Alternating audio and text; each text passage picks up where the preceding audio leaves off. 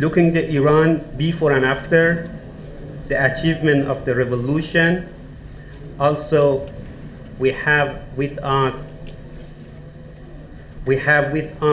tonight two eminent speakers, each address the different aspects of the Islamic revolution. First, we are going to have a clip which talks about the Imam Khomeini for less than a minute. Second, we are going to have the lecture and a speech of our great brother, Hujjatul Islam wal Muslimin, Dr. Adil. Next, we are going to have a singing, revolutionary singing from the student of the school of Iran. Next, we are going to have the clip talking about the before and after of Iran. Number 7 is the lecture of our great brother, ex-university professor, Nader Ahmad Abu Muhannad. He's going to talk about the U.S.-Iran relationship, new challenges. Number 8, we are going to have a clip about the achievement of the Iran with the name of Iran Today. At the end, or before the end, we are going to have a performing a poem with by two children. And the end, we are going to have a panel of discussion and Q&A with our two great speakers. I think we are going to have a clip about the Imam Khomeini, and after that we have the lecture. Please join me in welcoming Hujjatul Islam wal Muslimin, Dr. Adil, who is the director of the Hidayat TV and past many years Iran studying the Islamic sciences, and now he is working here for many years. Please welcome him by a loud salawat.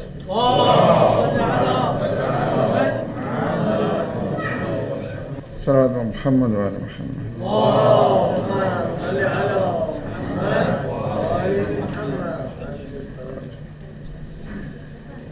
أعوذ بالله من الشيطان الرجيم بسم الله الرحمن الرحيم وبه نستعين وهو خير المعين الحمد لله رب العالمين الصلاة والسلام على أشرف الأنبياء والمرسلين وعلى آله الطيبين الطاهرين المعصومين المنتجبين الهداة المهديين سيما بقية الله في العالمين روحي وأرواح العالمين لتراب مقدمه الفداء أما بعد فقد قال الله سبحانه وتعالى في محكم الكتاب المبين بسم الله الرحمن الرحيم والفجر وليال عشر والشفع والوتر والليل إذا يسر صدق الله العلي العظيم. اللهم صل على محمد. First of all, I would like to congratulate the auspicious 39th anniversary of the victory of Islamic revolution. Man हर दूर चीज़ में कुछ दिखे बाला में इंशाल्लाह तक मंगे ओज़ी इंशाल्लाह भले inshallah, because many of our I think our audience are not Iranian, because the combined gathering today, so I think it is profound and it is good we have to speak and inshallah I will try my best to inshallah integrate in Farsi as well.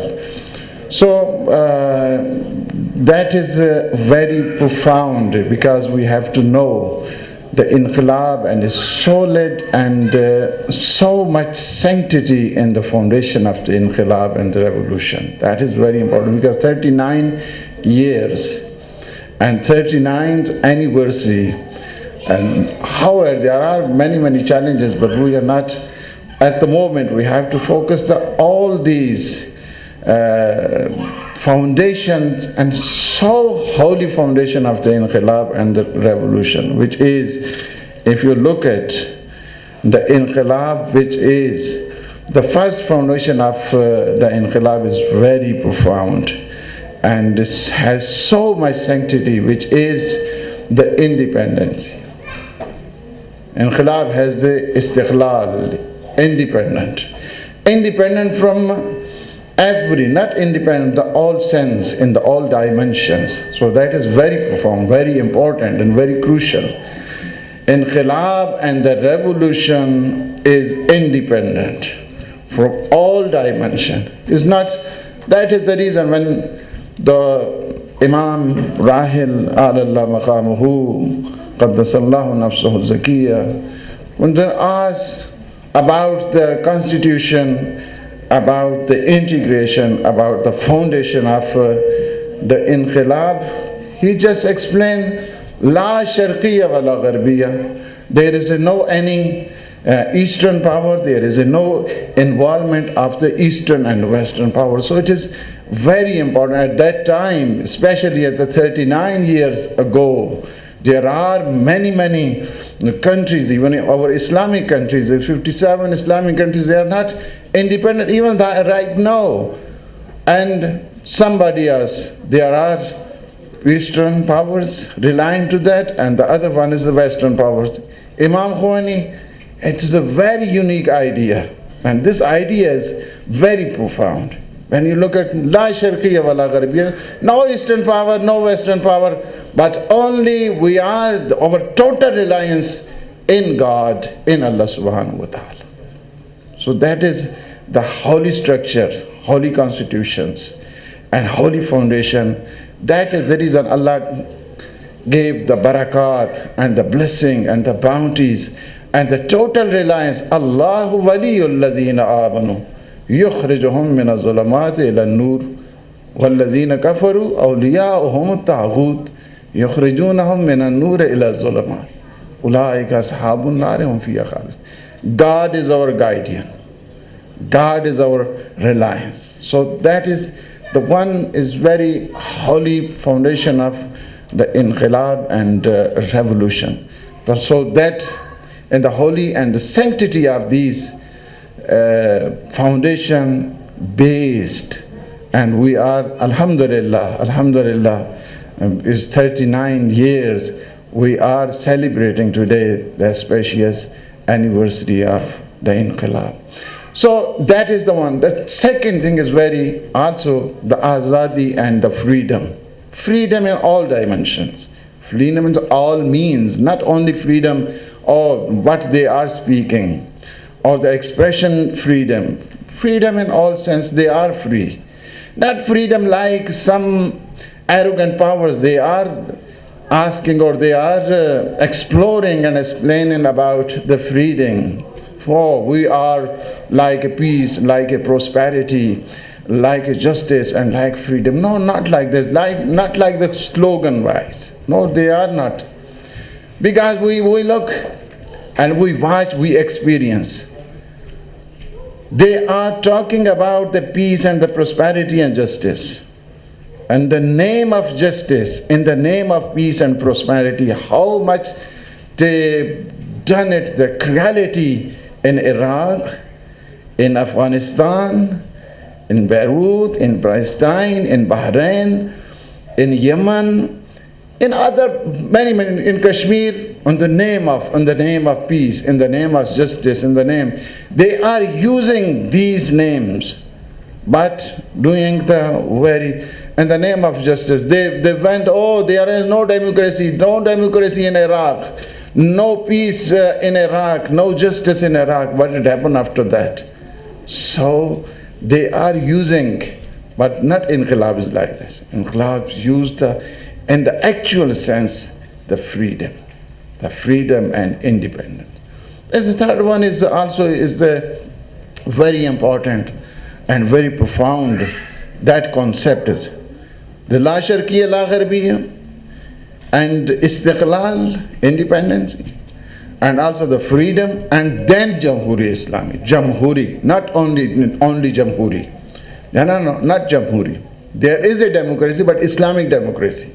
Islamic democracy is also a very unique concept. Whenever you speak about the inqilab and the revolution, it is, I think, that is essential to speak about Imam Khomeini. Imam Khomeini and inqilab is not two different things.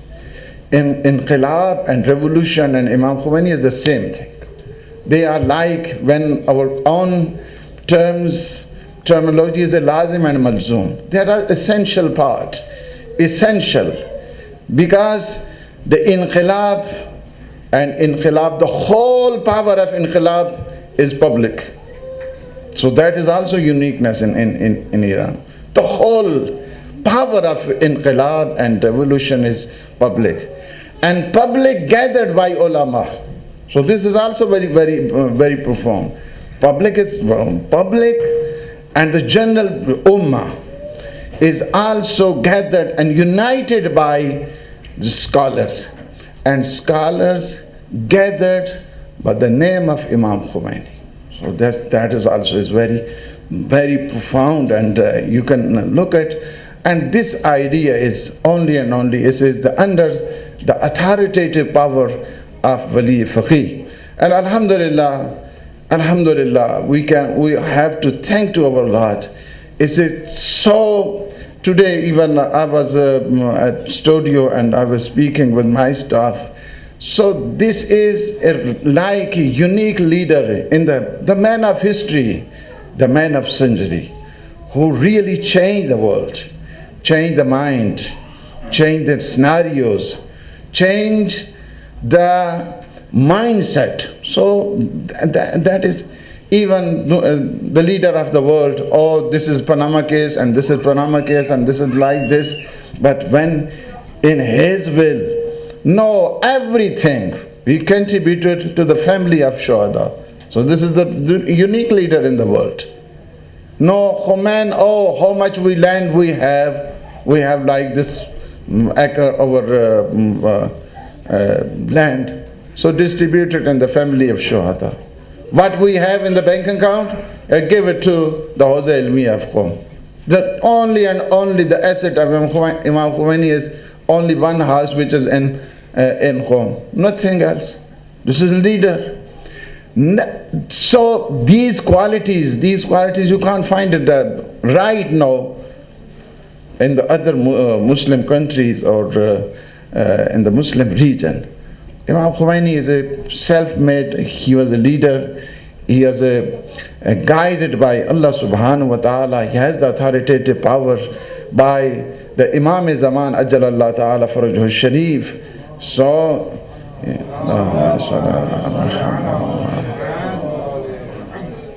so this is very important, and this is really is a blessing. It is when you call, you say this is a gift of God. That is the grace of God. That is the bounty of God, which Allah subhanahu wa ta'ala has granted this.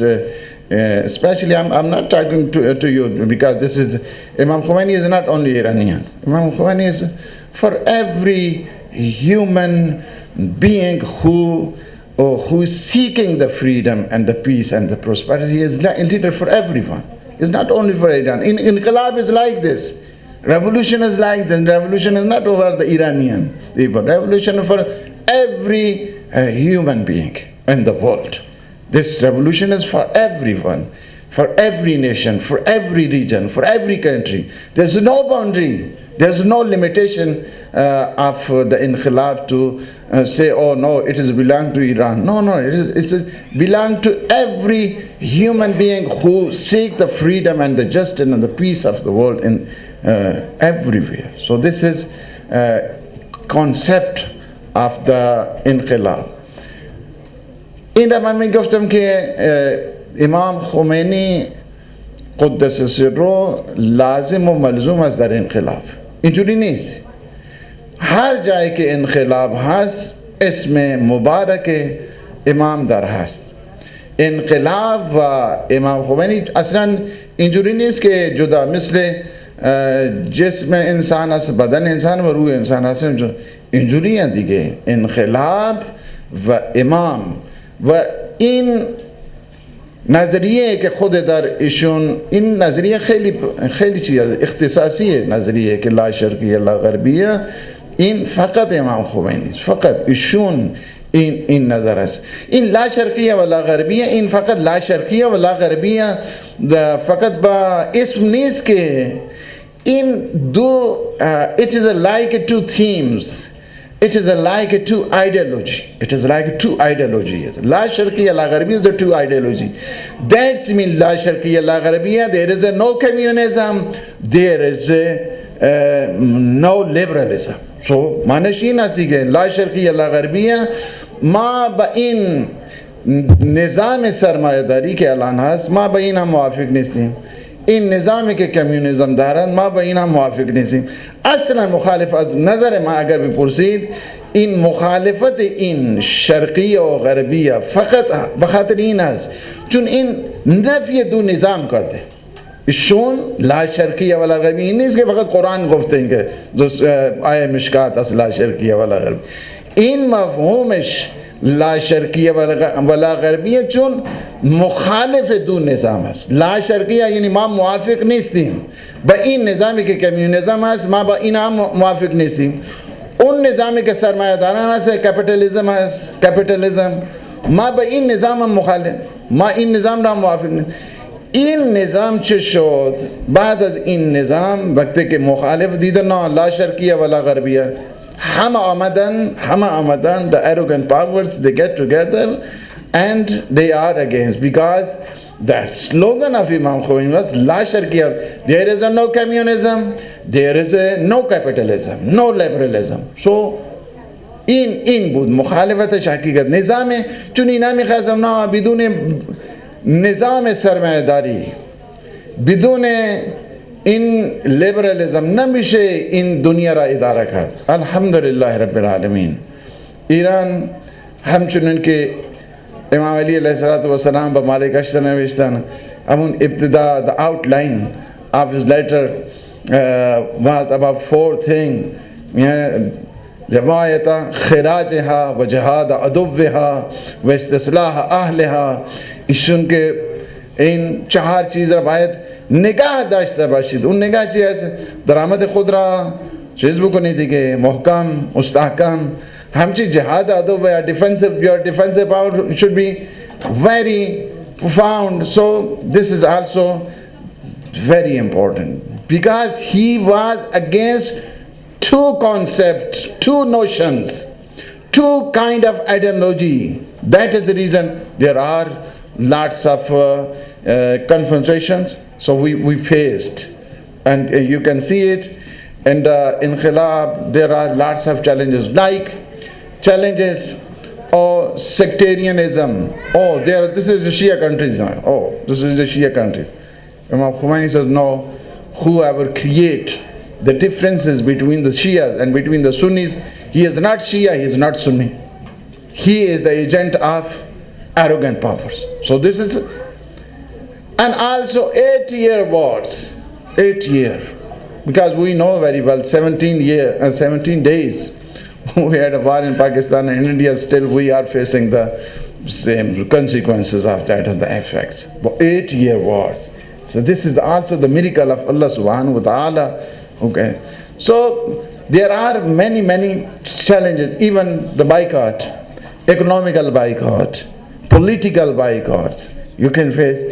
If there is not the support of Allah subhanahu wa ta'ala, never ever, even the one single day, you can't imagine how. But alhamdulillah, the inqilab is growing and growing, moving and moving. So this is also the bounties of Allah subhanahu wa ta'ala. So this is the important thing. By inqilab hamun foundation agar aap bigi in inqilab bigi azadi hai, در انقلاب جمهوری اسلامی هست، در انقلاب شرقیه و غربیه نداره.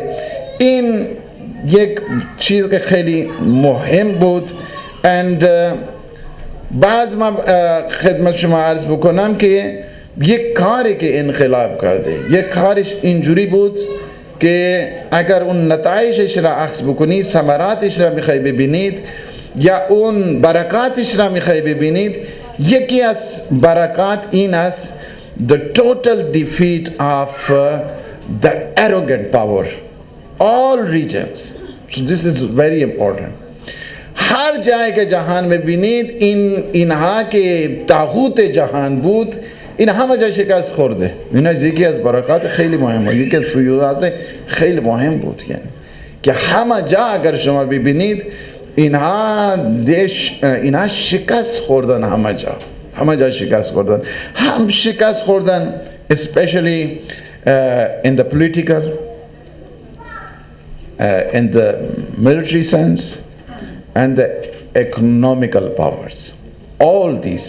So اینا همه در همه جهت شکست خوردن. من الان نمیخوام که اسم عراق ببرم، اسم سوریه ببرم، من اینا که گفتم همه جا اینها شکست خوردن.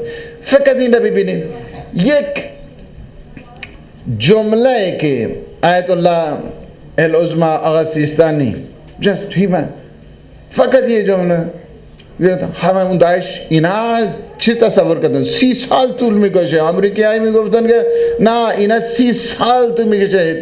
It will more than 30 years. Maybe the ISIS will took place in Iraq, or it will be in the Damascus and the Syria, and also maybe in 30 or 35 years maybe we can come back to life. A single verdict, well, I'm not saying this is a verdict, but it is the command of the jurist. Because we have two things. One is a fatwa, one is a hukm. Hukm is another thing and fatwa is another thing. یک جمله رهبر معظم خدا حفظشون کنه، یعنی یک نعمت بزرگی است برای ملت اسلامی در جهان. یعنی هرچی ما شکر بکنیم این کم است، خیلی این نعمت فراوان است که وجود مبارکشون. این همه اینا همش طاغوت جهان که شکست خورده، اینا خودشون این را ما چون نمیفهمیم. ماهی که در آب هست اون وجود آب را نمیفهمه چه نعمت بزرگی است، چون ما نمیفهمیم، ولی اینا میفهمن که ما یک سال ہے we are doing the planning and in 1 hour we isolate everything. اینا یک سال چیز میکنن دیگه، بعد ایشون میاد یه سخنرانی میکنه نیم ساعته همش چیز میشه دیگه. این نعمت بزرگی است. الان هر جا شما این چیز میکنین، این چه هست، the advancement, the development, all these are really, it is the authoritative power of Wali Faqih and Hazrat Imam Khamenei. Allah subhanahu wa ta'ala may preserve him for the Ummat al-Islamiyya. این یک چیز است که اگر شما این را می‌خواهید، یعنی all these total defeat of arrogant powers in all regions and in all sections. That is the one. And also this is also the uniqueness we have also the achievement in the Islamic State under the guidance of Wali Faqih. This is also very, you can't find it in all around the world, across the world, like this type of supreme authority. This is big achievement for the Islamic Ummah. And we have to thank to our Lord, our Allah subhanahu wa ta'ala. The transformation of the society. There are lots of propaganda against, when you go there, they will shoot you, they will kill you. There are lots of propaganda around the world.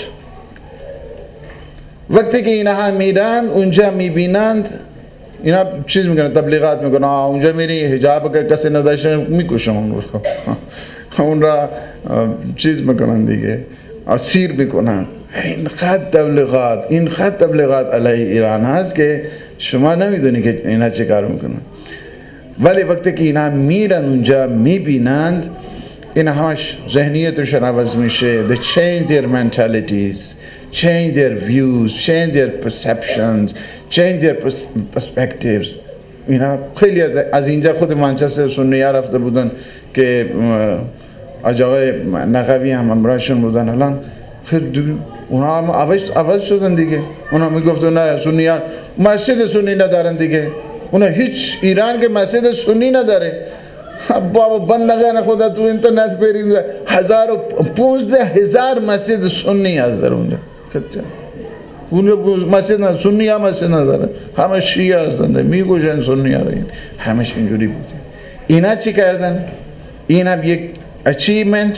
What is the transformation of the society from ignorant to the knowledge, from ignorant to the taqwa Allah subhanahu wa ta'ala. And also this is also very important, and the relentless rescues or persecutions, non-stop jihad. In 39 years, you just imagine how is it. I'm going to finish inshallah. It's 39 years, non-stop jihad. Jihad not like is a ISIS jihad. ISIS jihad is not a jihad. ISIS is not a Muslim. These are not human even, because Islam the first step of Islam is humanity. They are not human. They are killing. They are beheading in the front of their families, in the front of their children, killing people. They are not even human. They are not, but they really change the sanctity of the jihad. Jihad means the strive and struggle on the way of Allah subhanahu wa ta'ala. This is jihad. And jihad sometimes it's with pen, with qalam, and sometimes it is with your tongue, with your expression, with your speaking powers. So jihad is a very, in totality in the meaning, this is so comprehensive meaning of jihad. They are doing, alhamdulillah, non-stop jihad in the sense of qalam, in the sense of lisan, in the sense of tongue, in the sense of the speaking power. And there is a jihad bil qital as well, when there is nobody is listening, and like ISIS when they come through. So it is really important to go through on the battlefield. So it is also important because jihad ad-duvha is also, there is the commandment of Allah subhanahu wa ta'ala and the holy Masumin. So these are the achievement. Allah subhanahu wa ta'ala bless you and bless the inqilab, and Allah subhanahu wa ta'ala which granted us this great bounty of Allah subhanahu wa ta'ala. We have to work for the inqilab, work for the revolution. May Allah inshallah grant you lots of tawfiqat, and may Allah have the reappearance of our 12th Imam, the Prince of Time, inshallah ta'ala. Wassalamu alaikum wa rahmatullahi wa barakatuh. Bismillahir Rahmanir Rahim. Wal Fajr, wal Layalin Ash, wal Shaf'i wal Watr, wal Layl Iza Yasr, hal fi dhalika qasamun lizi hijr. Sadaqallahu al-Aliyyul Azim.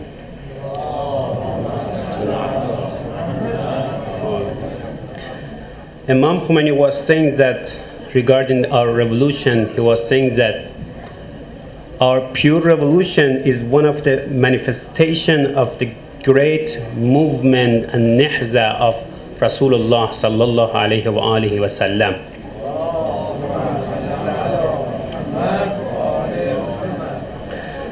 I would like to thank our dear brother Hujjat Islam al Muslimin Dr. Adil for giving us his great lecture and mentioning a very important points regarding the achievement of the revolution of Iran, Islamic revolution of Iran, by mentioning important points: independency, freedom, Islamic democracy, and fighting Taghut inside and outside of Iran.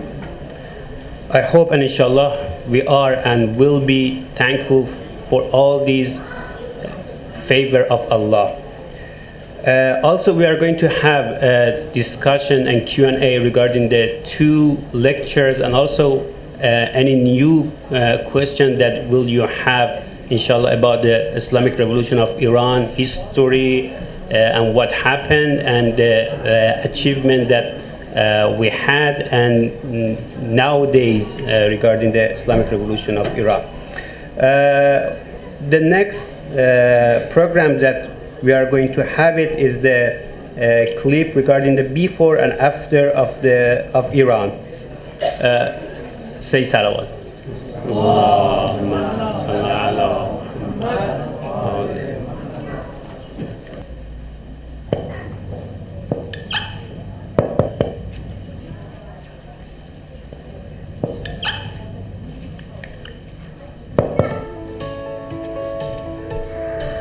22 بهمن 57 انقلاب مردم ایران به پیروزی رسید. روزی که خط پررنگی کشید روی نیم قرن سلطه پهلوی‌ها. سلطه‌ای که ایران رو به بهترین بازار مصرف جهان سومی تبدیل کرده بود. اصلاً برای همین بود که از همون روزهای اول بعد از انقلاب صدای سازهای ناکوکی از داخل و خارج به گوش می‌رسید که دوست نداشتن ایران رو روی پای خودش ببینن. بیاین یه نگاهی بندازیم به قبل و بعد از انقلاب و با یه مقایسه ساده دلیل این اتفاق رو بفهمیم. اول از همه بذارید نگاهی بندازیم به بخش کشاورزی. میگفتن اون موقع‌ها بزرگترین وارد کننده مواد غذایی بودیم.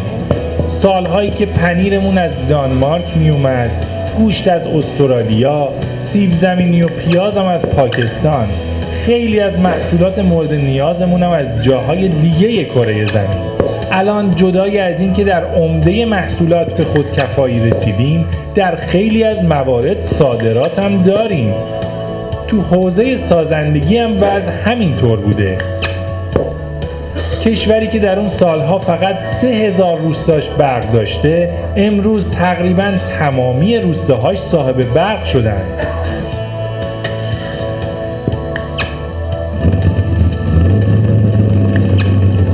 اون موقع‌ها فقط 25% کشور راه درست و درمون داشتن. اما الان 90% کشور راه مناسب داره.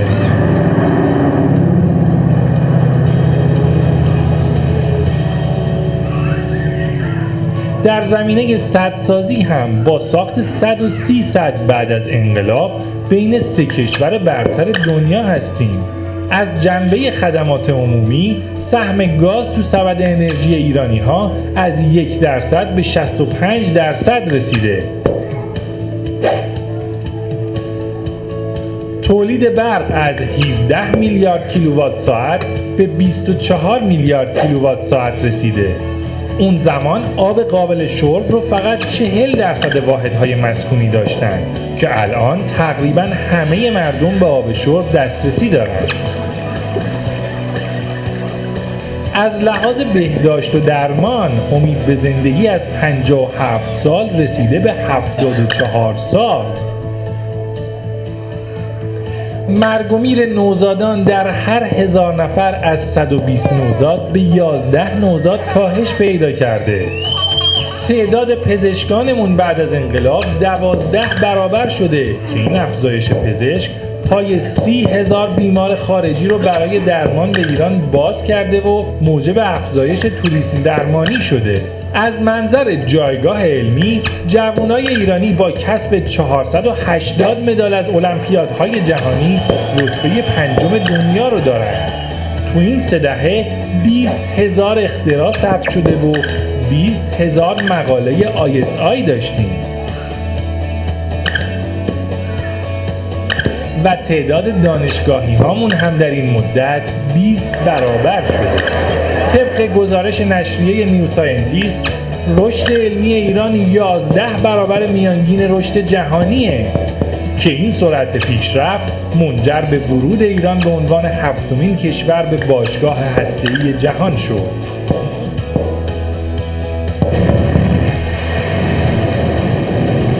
و در 30مین سالگرد پیروزی انقلاب ایران با سفیر امید به آسمان رفت.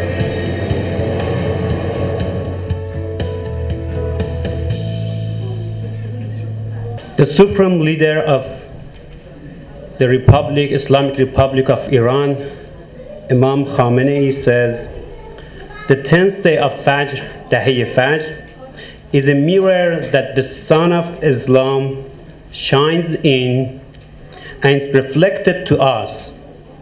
Otherwise, we would be still in dark, sitting in our house and mentioning the name of Islam, not more. I would like to invite two students of elementary school of Iran to come here and perform a poem, a very beautiful poem that they prepared today. Thank you. سالها در ایران ظلم غوغا می کرد، هرچه شیطان می گفت شاه اجرا می کرد. مادرم می گوید شاه با ما بد بود، هر که حرفی می زد شاه می کشت زود. شاه یارانی داشت همه چون اهریمن، مردم اما بودند سخت با او دشمن. رهبری پیدا شد گفت باید برخاست، عاقبت پیروزیم چو خدا هم با ماست. ما مسلمان هستیم ننگ از ما دور است، زور ما ایمان است مشت ما پرزور است. شاه فرمانی داد بیخبر از فردا، گفت آتش آتش بکشید اینها را. ناله ها از هر سو در خیابان پیچید، خون ما جاری شد شاه بر خود لرزید. ریخت خونها را شاه غم به دلها افکند، داغی خون اما شاه را از جا کند. کاخش از هم پاشید مشت او هم وا شد، شاه و شاهنشاهی در جهان رسوا شد. پس از آن پیروزی شادمان شد دلها، همه با هم گفتیم مرگ بر شاه، مرگ بر شاه. صلوات.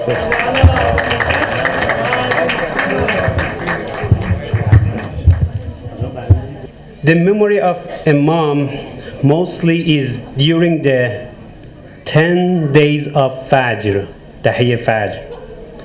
Even more than the anniversary of the demise of Imam Khomeini in Khordad.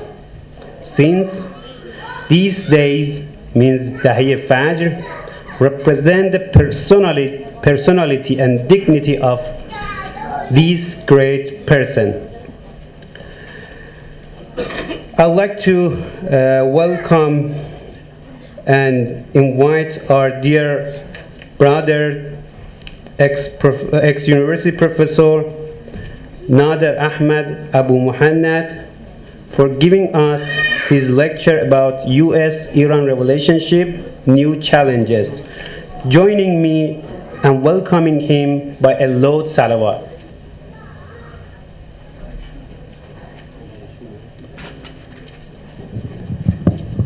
بسم الله الرحمن الرحيم والصلاة والسلام على نبينا محمد وعلى أهل بيته الطيبين الطاهرين.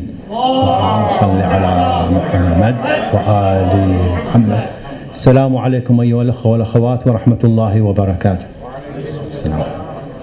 يقول الله سبحانه وتعالى في محكم كتابه الكريم: بسم الله الرحمن الرحيم. الذين قال لهم الناس إن الناس قد جمعوا لكم فاخشوهم فزادهم إيمانا وقالوا حسبنا الله ونعم الوكيل. صدق الله العلي العظيم. صل على محمد وآل محمد. We congratulate the Islamic Republic for the 39th anniversary of the establishment of this great republic.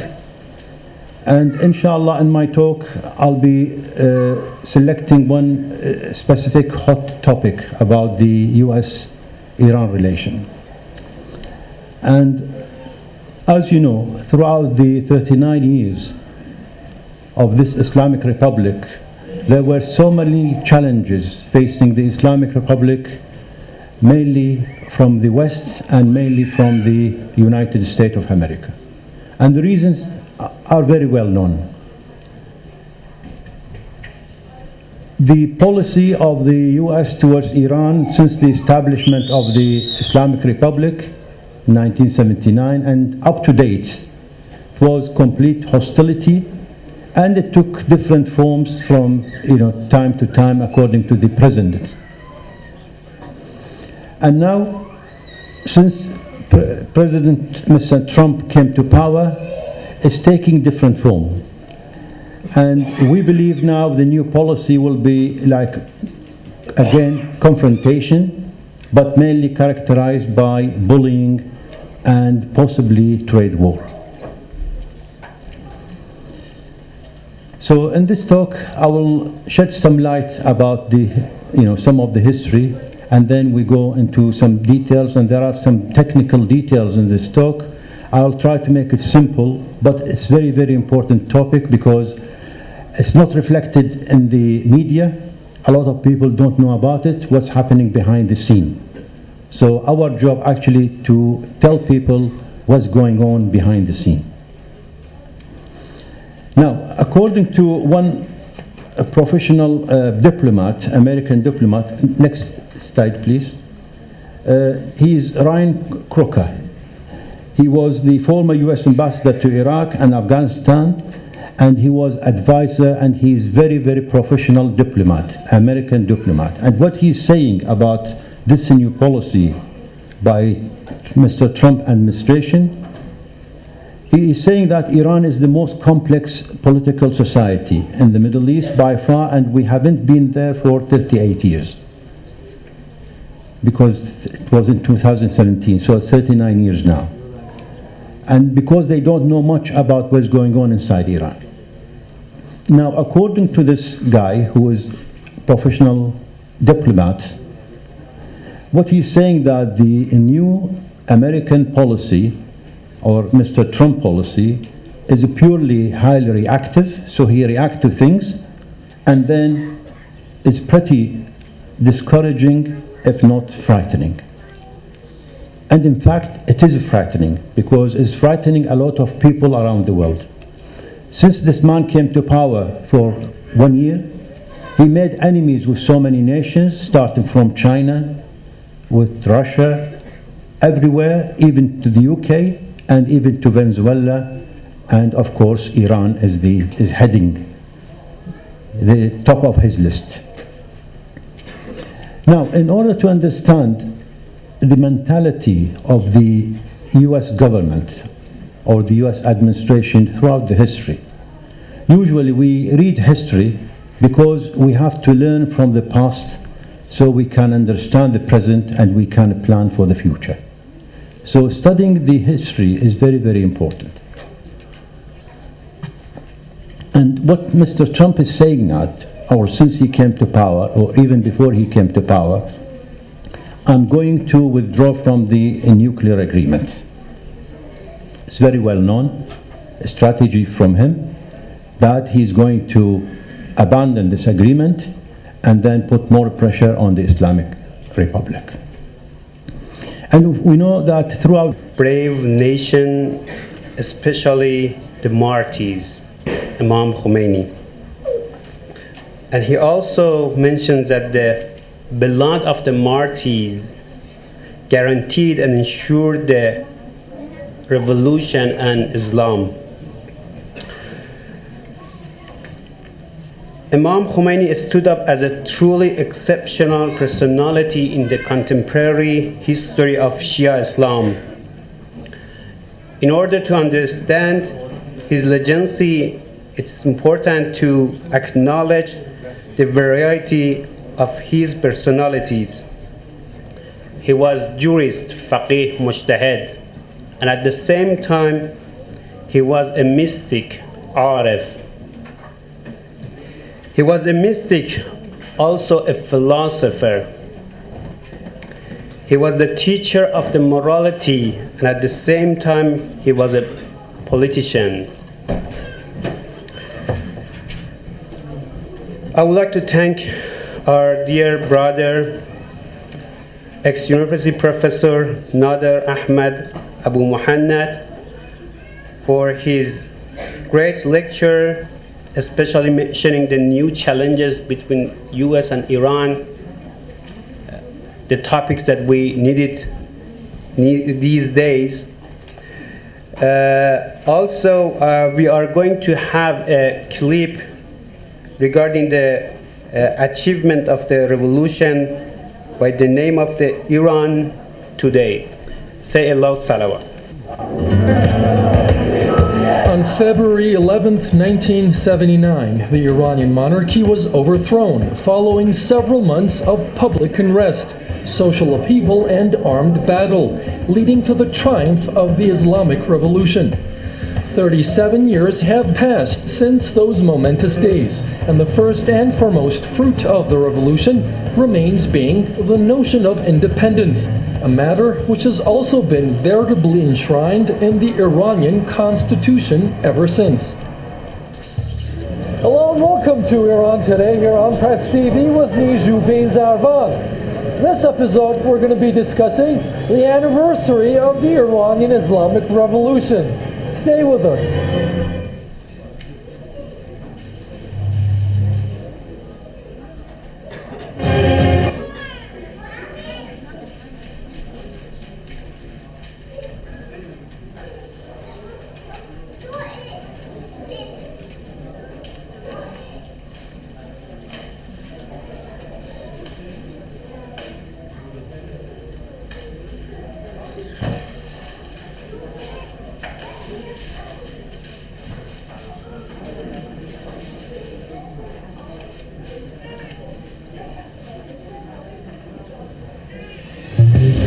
Each year in Iran, the 10 days spanning February 1st through the 11th constitute a symbolic period, which encapsulates the final days running up to the revolution's culmination and are commemorated as the 10 Days of Dawn. The spirit of negating any foreign dominance over here in Iran has definitely brought about specific conditions of which we'll be talking about further along in the program.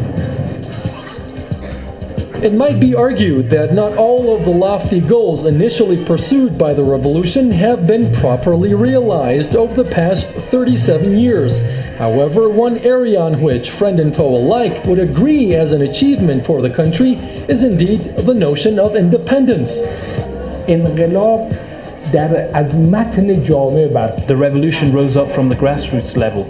Political organizations and parties had no role in creating the Islamic Revolution, but they did have a part in the struggle and armed battles. This is a subtle point.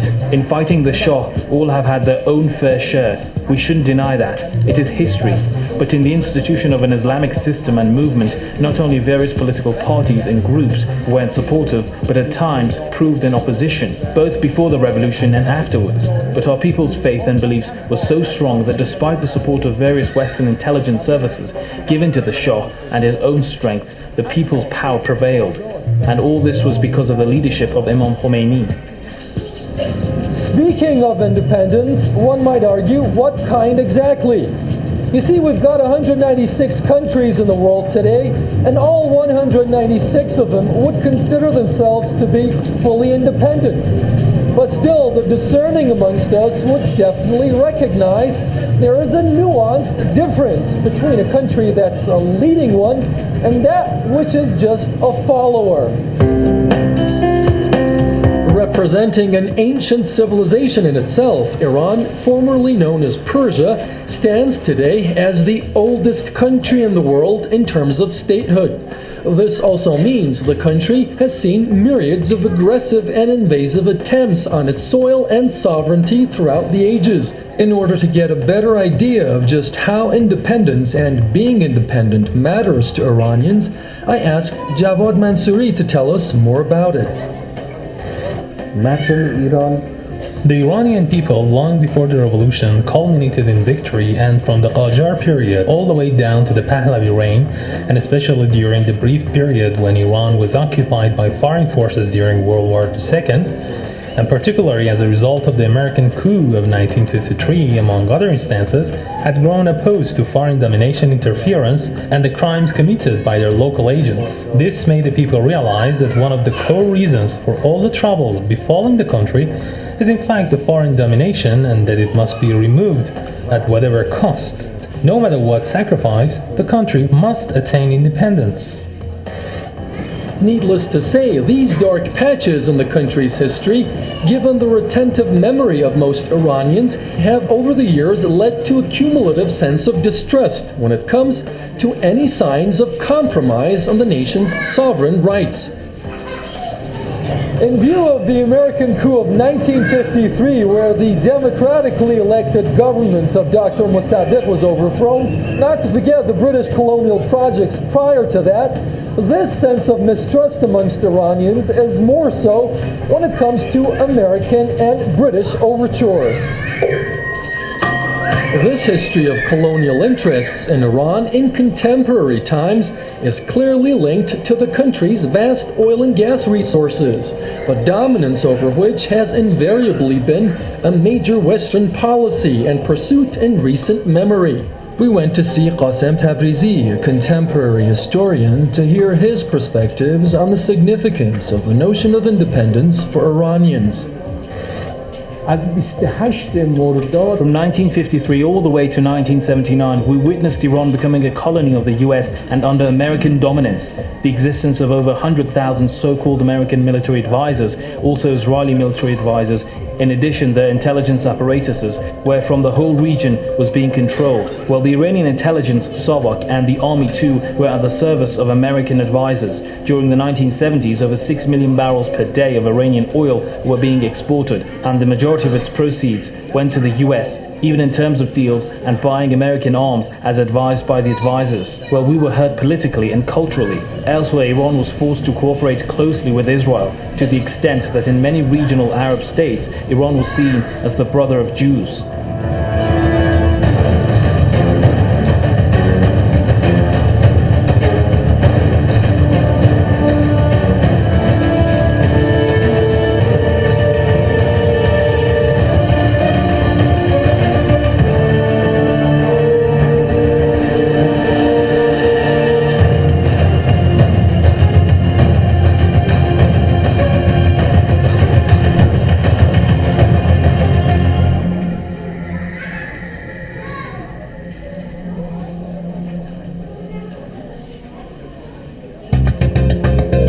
The Iranian popular revolt of 1979 has over the years been analyzed from various perspectives.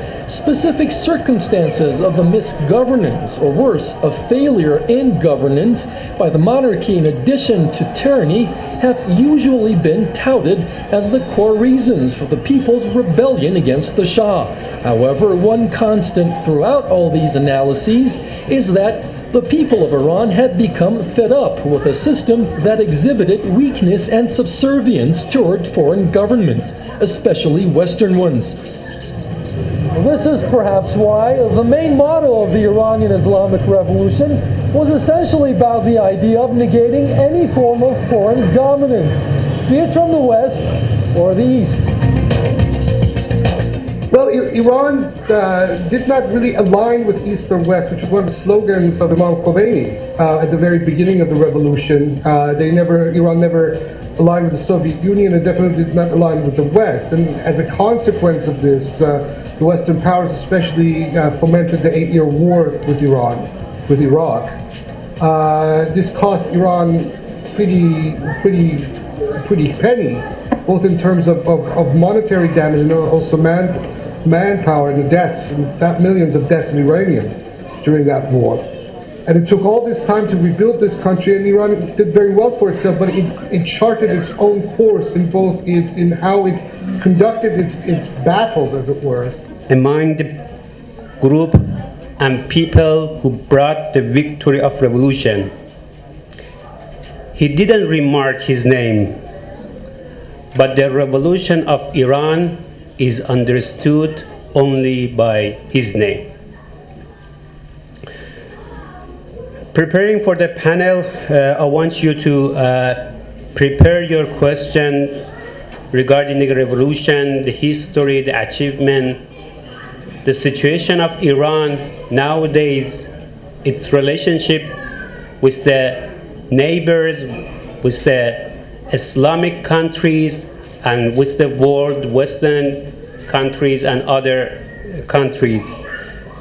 You can mention your question by yourself during the panel, or write your question, and our friend will take your paper and your question, and we will mention in our panel.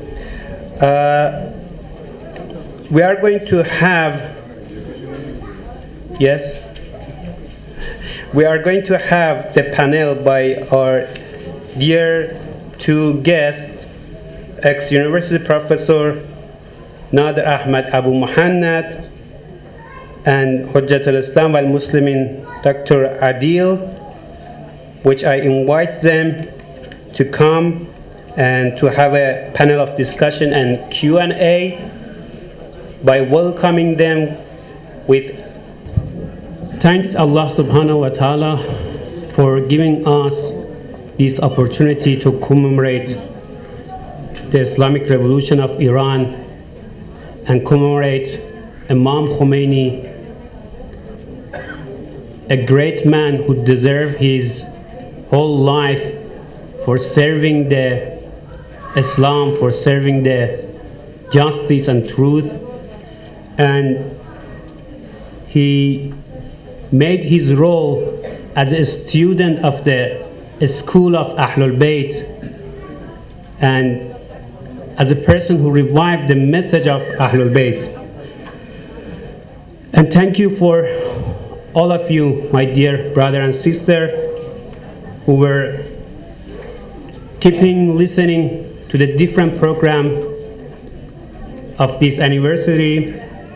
And also I want to thank our dear two eminent scholar and teacher and lecturer of tonight, Hujjat al-Islam wal-Muslimin Dr. Adil and Nader Abu Muhannad, Dr. Nader Abu Muhannad, for giving us and sharing us their view regarding the revolution of Islam. First of all, I want to write a question and to ask them that what would be the key challenges in future of the Islamic Revolution of Iran? What would be the key challenge in future for the Islamic Revolution of Iran? Bismillah ar-Rahman ar-Rahim. I think the key challenges in future, as they are trying before that, is disunity and destruction inside. So this is this year is happening. They will try, the shaitanic powers and negative powers, they will try again as well, disunity in the community. And we have to aware about that. That is the reason unity of God and unity in God, that is very important at the moment. Kalimatul Tawheed wa Tawheedul Kalima, unity of God and unity in God.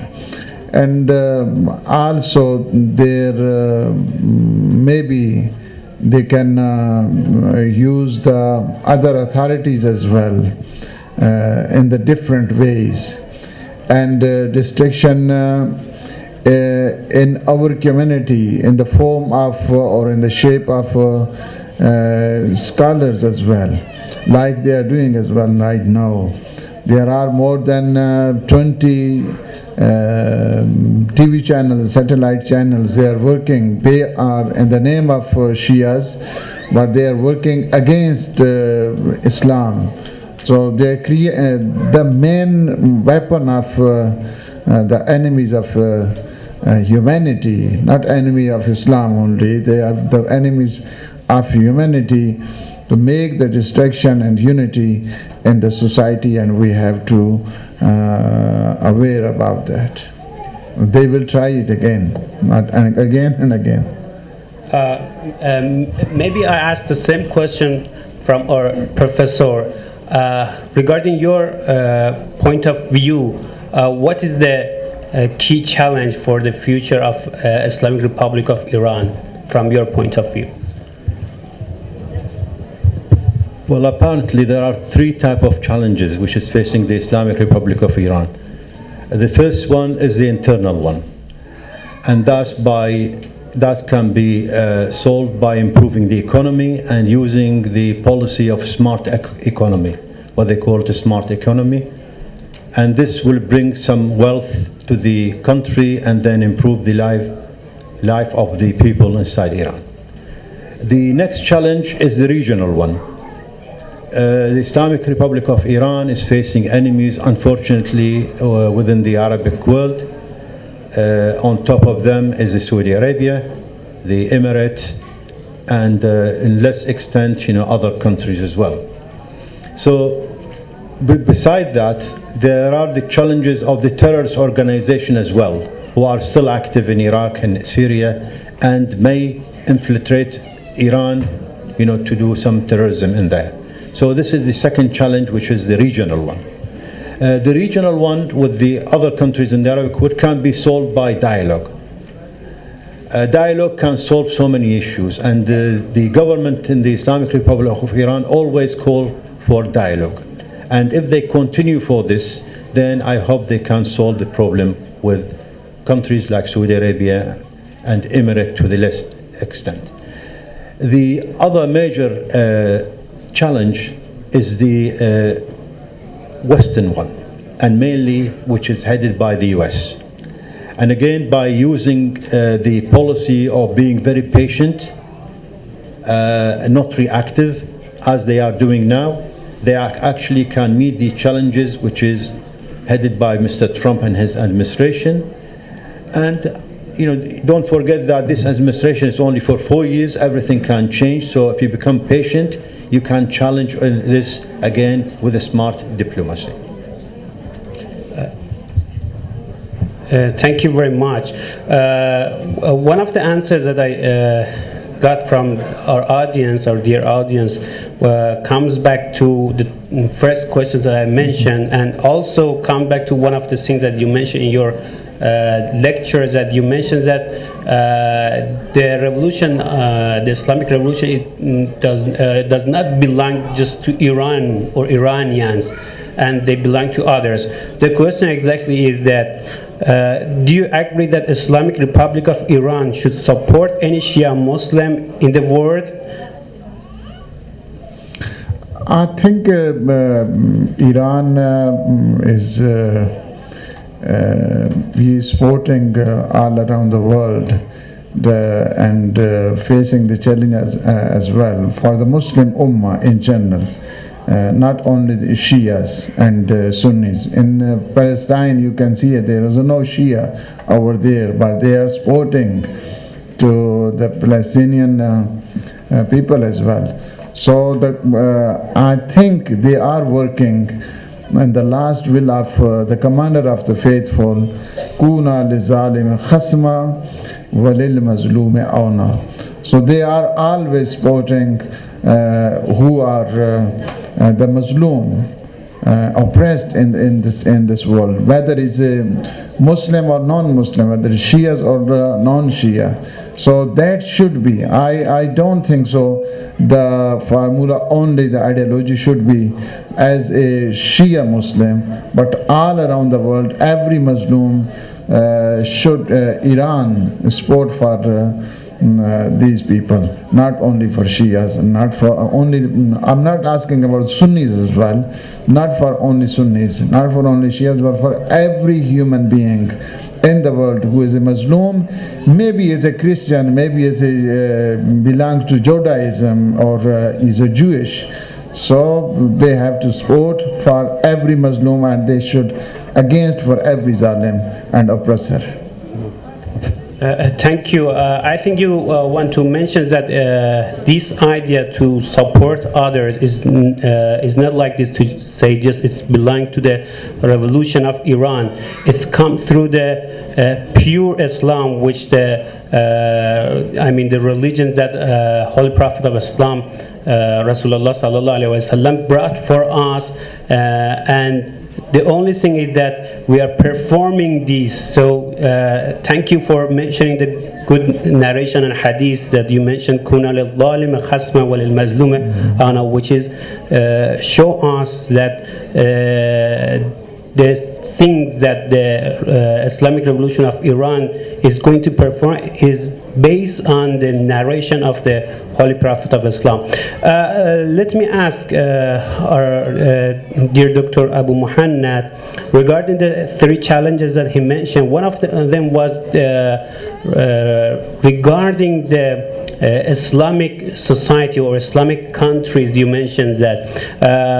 I wanted to know that what is your idea and opinion regarding that whether Muslim Ummah can be united despite of the all enemy that they had nowadays or not?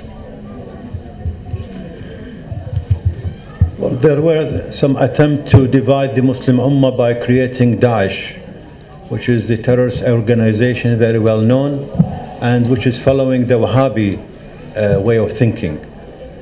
And alhamdulillah that there was some advantage in that, so that people in the Middle East and the Muslim world, they realize what the Wahhabi way of thinking bring to them. The only thing bring to them is terrorism, killing, and the inhumane behavior.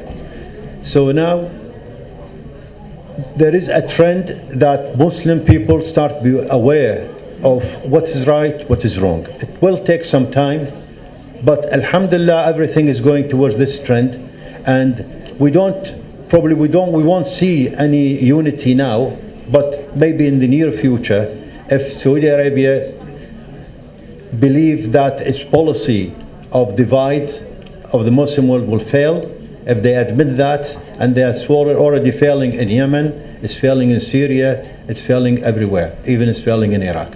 So if they realize that, then there is better chance of getting some unity within the Islamic world. The people have to be patient. Things doesn't improve overnight. It will take time, but inshallah things will be improving every day. Thank you, and let me continue again by you, because one of the questions that we got is come back to the idea that you mentioned in your lecture, and now you answered it. It's mentioned that regarding the signs that we see from the failures that happen for the policy of the Western country, when they brought lots of war to the Arabic country like Palestine or other countries that we see nowadays, are these signs of failures are really true, or is just politic analyzing? Usually in politics there are some plans in there. They put a plan A, plan B, plan C, etc. And plan A actually failed. As you know, plan A in Syria failed, creating of Daesh. They were hoping that Daesh will divide Syria, will control Damascus, and then Syria will become a Wahhabi state. And then the Daesh theory actually was demolished. So plan A failed, and now they are starting with plan B. Plan B, it happened a couple of weeks ago, starting again with the invasion of Turkey to the north of Syria. It happened 2 days ago by killing 100 people, soldiers from the Syrian army. It happened today by the Israeli airplanes attacking Syrian, but alhamdulillah one of their jets was shot down. So plan B actually has started, and plan B again is aiming at dividing Syria. So what they are hoping, the United States and some allies, probably the backing of the Saudi Arabia, is to have a 3-state in Syria. And we talked about this subject a couple of years ago, The aim is to divide Syria in 3 states, and they are starting, the Americans starting with the east of the Al-Furat River. They have some bases in there, and they are using these bases by training some terrorists in order to get them more weapons, etc., to restart attacking the Syrian army and start the war again. But alhamdulillah, everything is going well for the Syrian army and the alliance with them. Thank you very much.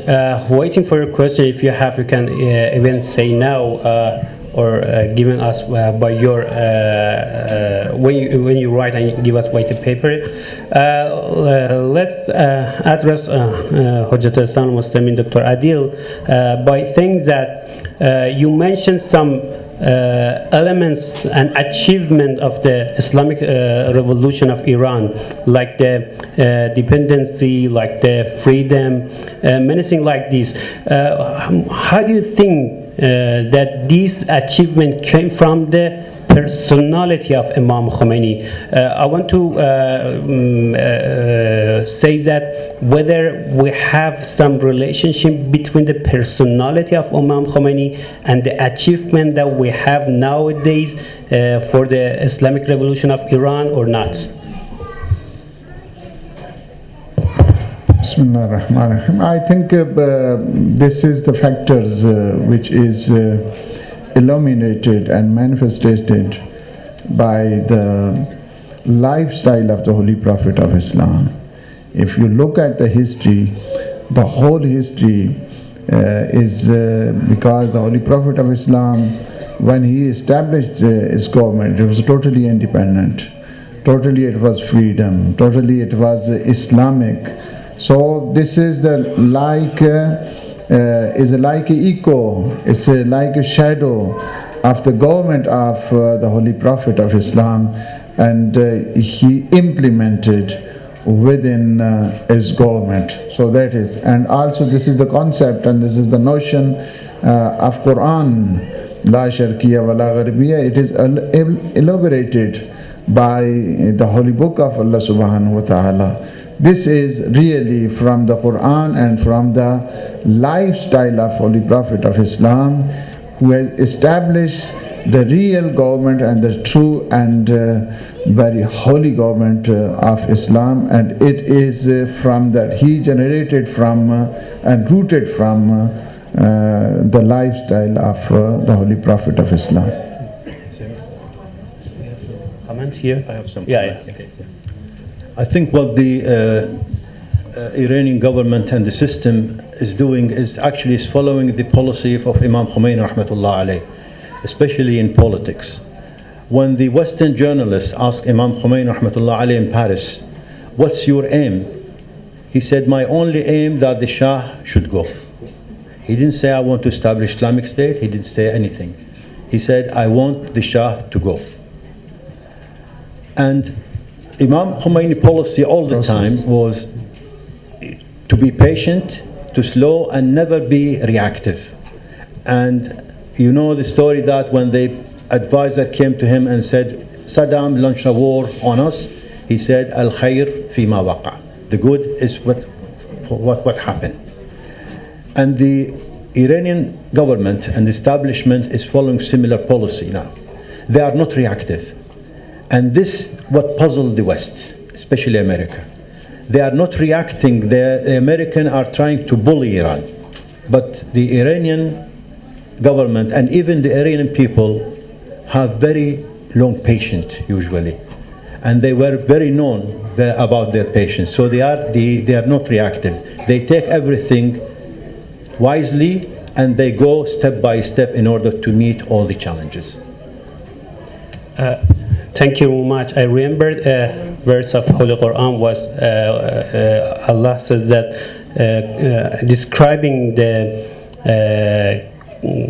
great scholars who are very pious by saying that الَّذِينَ يَخْشَوْنَ رَبَّهُمْ وَلَا يَخْشَوْنَ أَحَدًا إِلَّا اللَّهِ is somehow related to that motto that you just focus on it, La Sharqiyya wa La Gharbiyya. It means that if you just scared from Allah, nobody else no other power said it's bring the idea of La Sharqi wa La Gharabi, no East, no West. Thank you. Let me mention one of the question. To be honest, I want to just read the exact words. You mentioned a problem that maybe we have. I want to ask you, one of you to answer this question. The question is that the younger generation is less engaged with the revolution. Is there a constructive process that facilitates the relationship to make them as a major stakeholder in the revolution? Thanks. Well, this is very, very difficult question because the era which we are living now is different than the era which we lived during the 80s.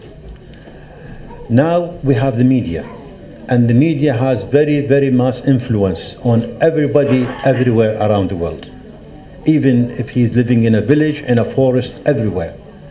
So the media has very, very great influence. The question is how we can counter the attack of this Western media on the brains of our young people, especially in Islamic country. And this is a big challenge. It needs some strategy. You have to involve the young generation in a lot of projects. You have to make them part of the administration. You have to make them part of the society, important part of the society. You have to give them some leadership. If young generation lose their hope, then they will be lost. And this is what happened now in everywhere. Even I notice it in Iraq or some other places, and possibly it's happening in Iran. So we have to, or everybody has to, from the old generation, have to put certain strategy in order to attract this young generation by giving them responsibility to make them part of the system and part of the country. Thank you. You have any comment? Yeah. I think Iranian revolutions, they much care about the young generation than the other countries. What I experience, and I know it, even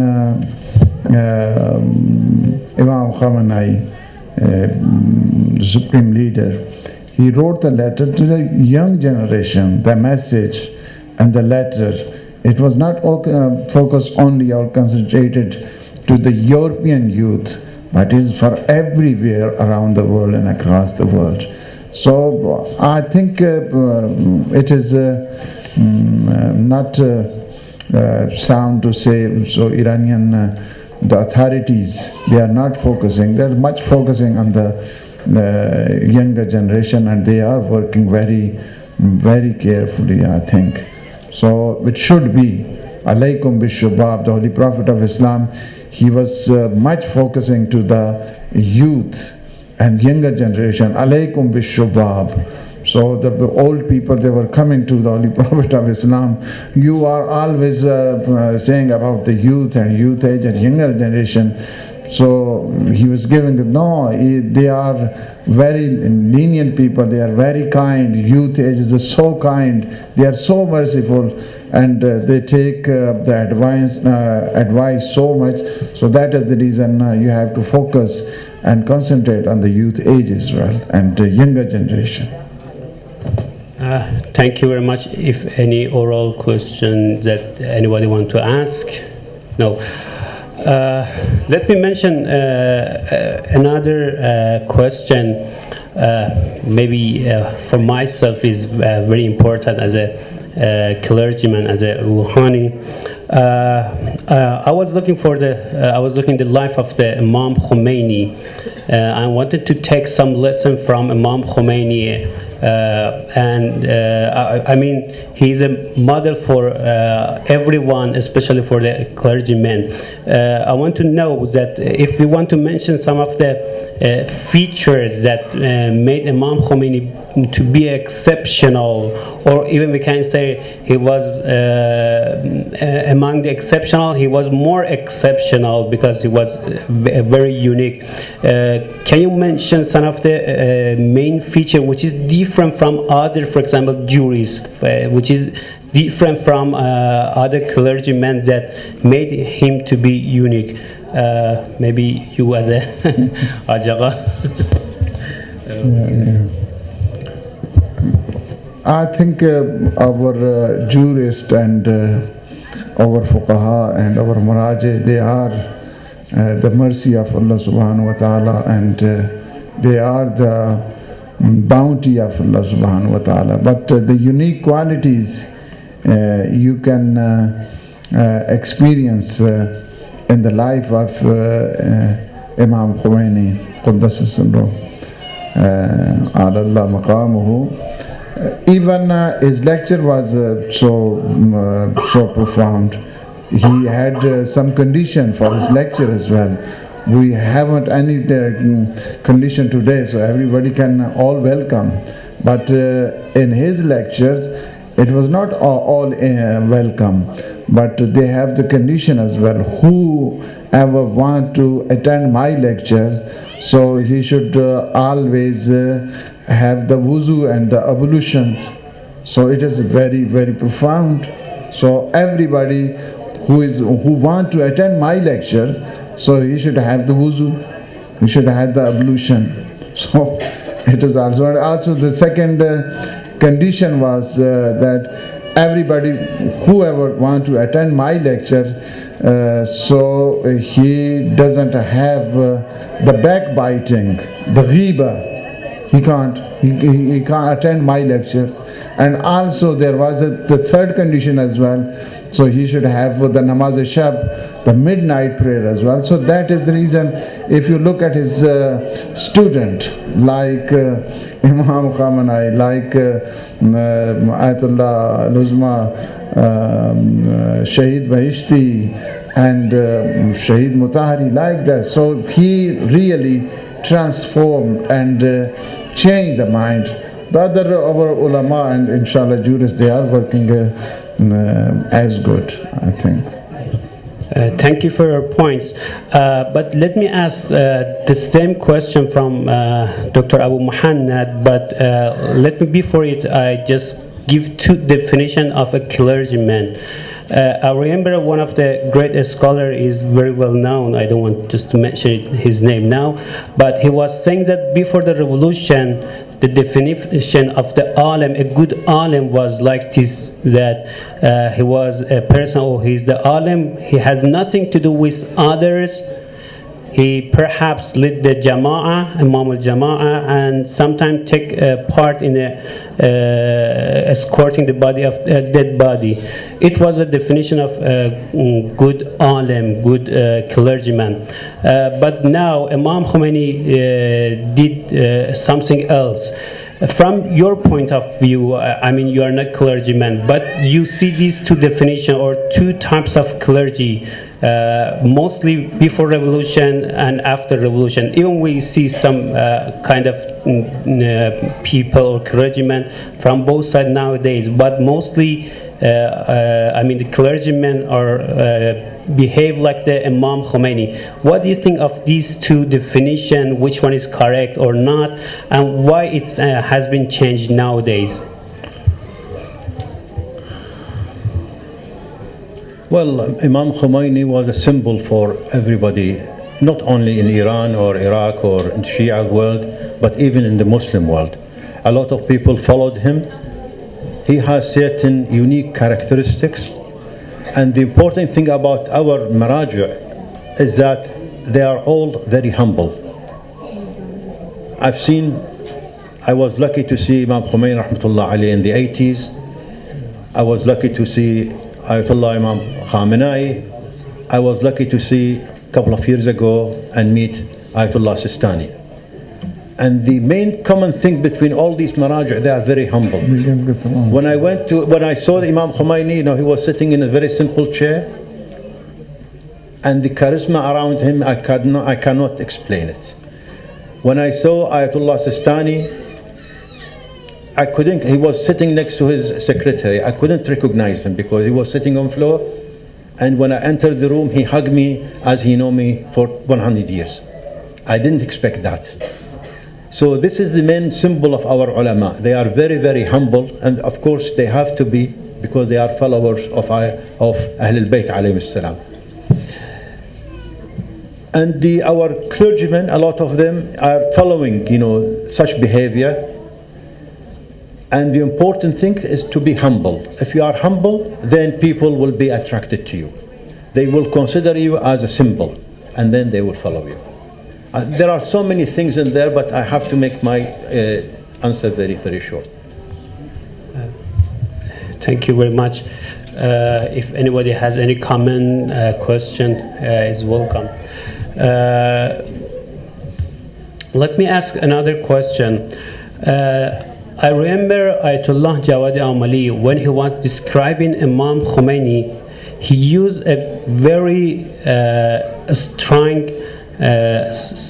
strongful sentence. He was saying that Imam Khomeini freed the fiqh. What does it mean? I mean, fiqh was before Imam Khomeini, was how that Ayatollah Jawadi says that Imam Khomeini freed the fiqh. I think he formulated some formulas as well, and invention in the fiqh as well, and Wilayat al-Faqih, that was his profound idea, and he just changed the mentality, which is the religious thought and the political. He merged both the political reason and the religious reason, and that is why he established the government as well, Islamic government. He said without political reasoning and without religious reasoning you can't establish the government. He just merged both political reasoning and the religious reasoning as well.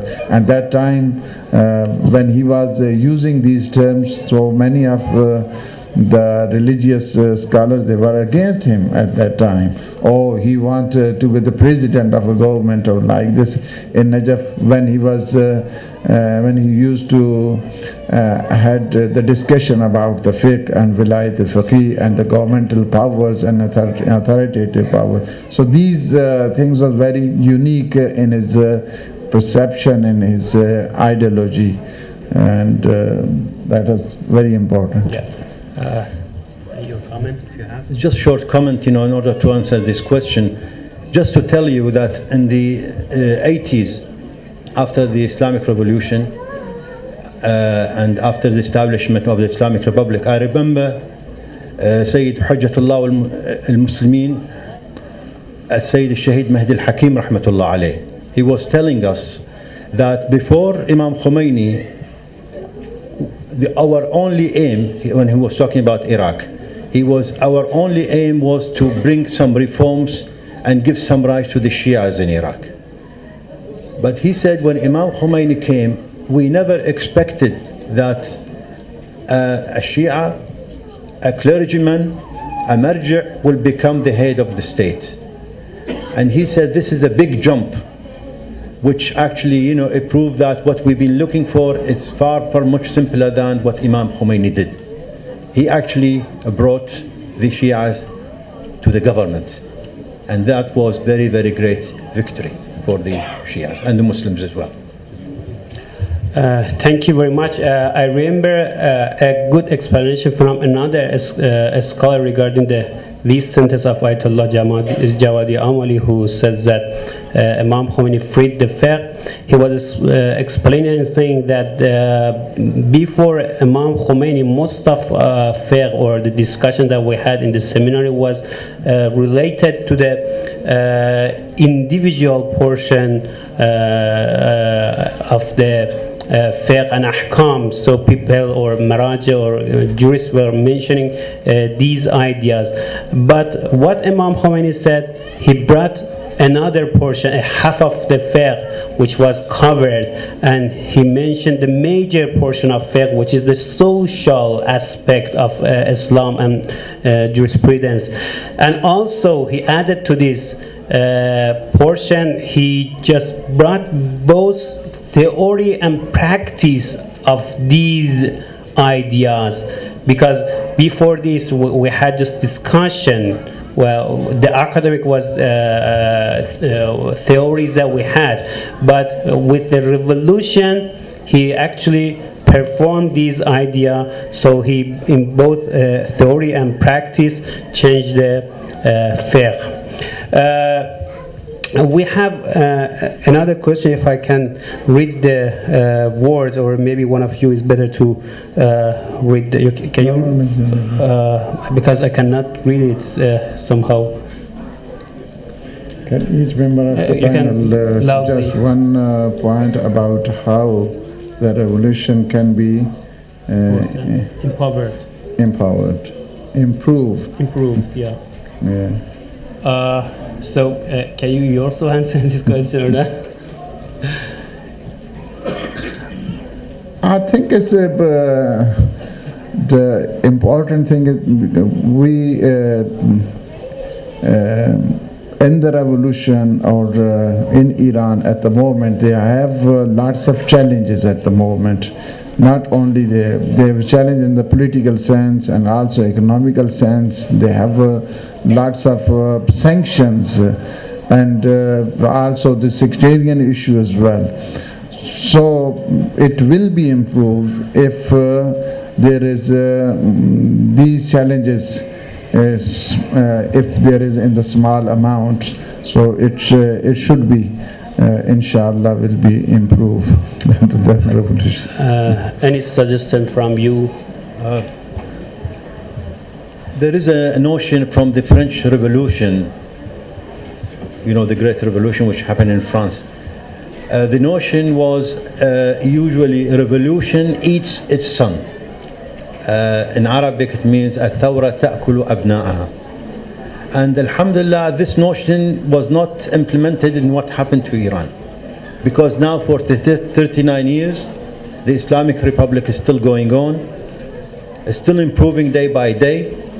It needs more young brains to be involved, but still improving every day, not like the French Revolution or not like the Marxist Revolution which ended quicker. But alhamdulillah, for 39 years, the revolution is still continuing. It needs improvement, of course. It needs reviewing all the time. It needs involvement of more new brains, new ideas. But inshallah, it will be continuing till the resurrection of Imam Mahdi.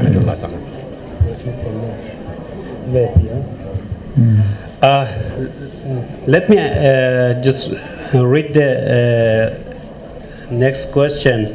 What are the internet challenges for the revolution in 2018?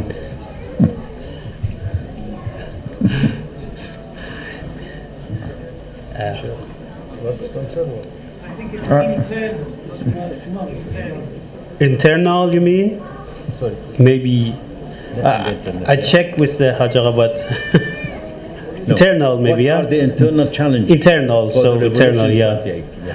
So internal challenges, yeah. Yes, we had already If discussed it is about internal, so we had the same question and we talked about it, and Dr. Abu Muhammad talked about it a lot. So let me mention that this idea that as you mentioned your last point, that the revolution didn't make his followers to be against him somehow like this, or the key point, the key members of the revolution to be against him. And also we see that in the demise of Imam Khomeini, when he died, millions of people came for his mourning. Why it didn't happen for others? I mean, we have lots of good leaders in different worlds, or they are very famous, or even some of them want to say that even they control the world. Why it didn't happen for them? Especially with lots of the developments that they had in their country, but it didn't happen for them. You mean for the demise of the... Yeah. Why million of people came for the Imam Khomeini, for the mourning of Imam Khomeini, but it didn't happen for the leaders of a very famous country who are very even advanced country, as we call it, first world like this? Well, it's mainly because people trusted Imam Khomeini, rahmatullah alayh. He was humble, he was sincere, And he was very, very simple. And people, not only in Iran, but all over the world actually followed him. When Imam Khomeini died, there was a new phenomenon around the world that such a leader, millions of people attended his funeral. Until now, they are remembering him. No leader in history, and I'm talking about ordinary leaders, no leaders in the history witnessed such funeral. And the funeral actually entered the history of Imam Khomeini. Millions and millions of people. Until now, a lot of people go and see the shrine of Imam Khomeini and still have people remember him in a good way. So, I mean, you know from history what happened to Muawiyah.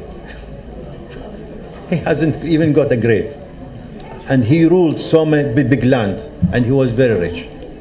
I don't want to compare, but I mean, other rulers are similar. So you cannot compare Imam Khomeini to other rulers. It's not fair.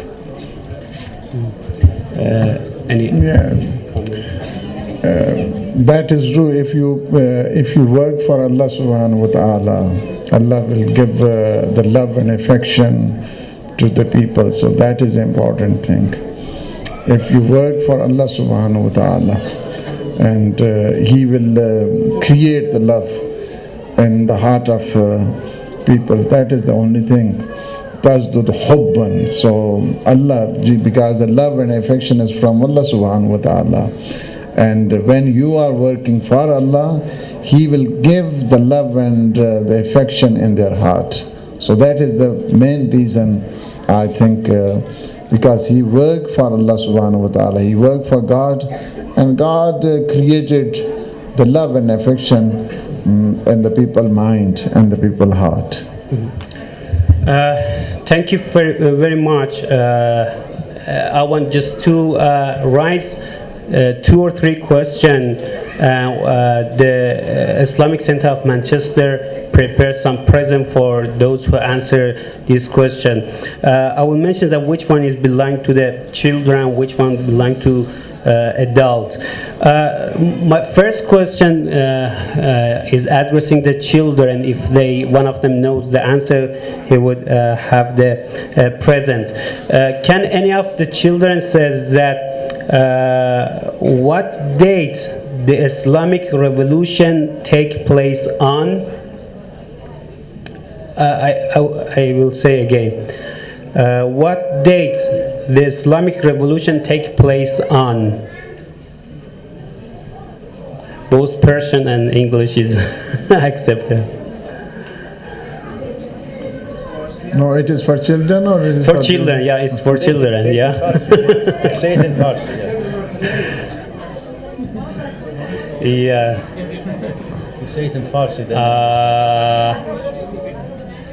Persian or English? I mean the Sunni calendar or the BC? No problem. Both of them is accepted. We have one. Okay. Loudly, please. Loudly.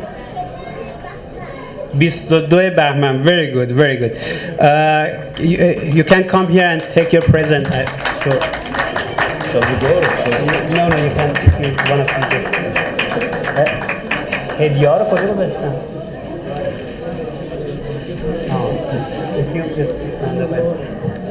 Can you stand up and just keep it?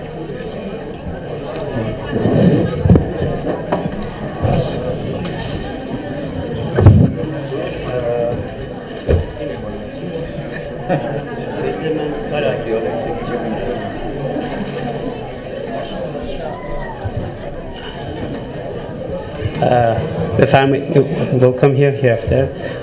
What is your name? Zahra, mashallah, very good name. Can you come and take your gift from Hajj Agha, our doctor? We have 3 gifts. Ahsan. Say yes, loud salawat. Sallallahu ala Muhammad wa ala Muhammad. Ajjal farajahum. We have another question for adult, and it's that what day is called Black Friday in the history of the Islamic Revolution for adult? Actually, the children can join on.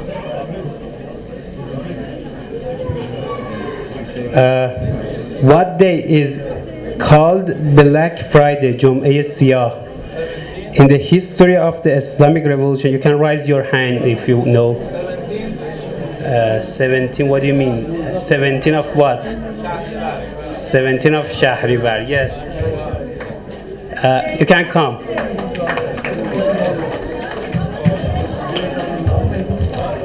اگه از این ور تشریف برید بخواید. فامیل شریفتون؟ مشیر. جناب مشیری. Say hello, salawat. We shouldn't accept why. Can somebody help him because he just mentioned a half of or somehow very close to the answer.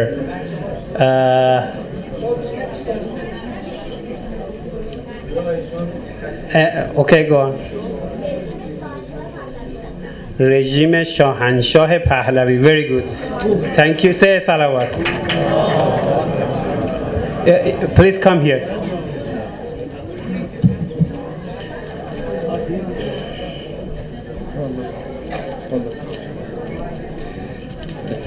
What is your name? Melika. Melika Murshi. Okay, wait. You just took the first one? No. Okay. Yeah, no. Okay, that's good. Okay, say salawat. Okay. It's a bit heavy, be careful. Yeah. Thank you very much. I would thank our dear eminent speakers tonight, Dr. Abu Muhannad and Hujjat al-Islam al-Muslimin Adir, for giving us their very great lecture. I want to just help me to be grateful by a loud salawat.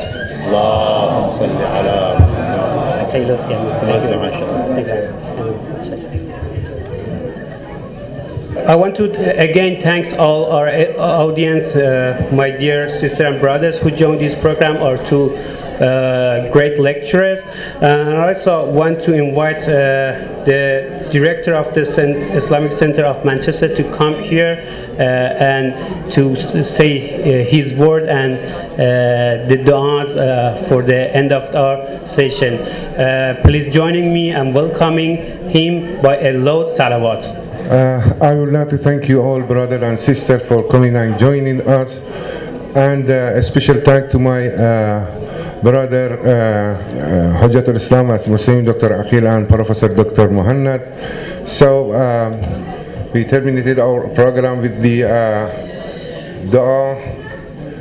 بسم الله الرحمن الرحيم اللهم كن لوليك الحجة ابن الحسن صلواتك عليه وعلى آبائه في هذه الساعة وفي كل ساعة وليا وحافظا وقائدا وناصرا ودليلا وعينا حتى تسكنه أرضك توعا وتمتعه فيها طويلا. Oh Allah, please connect our Islamic revolution to the revolution of Imam Mahdi Ajalallah Ta'ala Farajul Sharif. Oh Allah, please free all oppressed people from the oppression of the evil and grant success and prosperity to all Muslim, particularly to Palestinian, Iraqi brothers, Yemeni people and all Muslim around the world. بحق محمد وآل محمد. اللهم عجل لوليك الفرج واجعلنا من خير عوانه وأنصاره. اللهم انصر من نصر الدين واخذل من خذل الدين واخذل الكفار والمنافقين. اللهم احفظ قائدنا إمام خامنئي وصلى الله على محمد وآله الطيبين الطاهرين. سيلات صلوات محمد آل محمد. اللهم صل على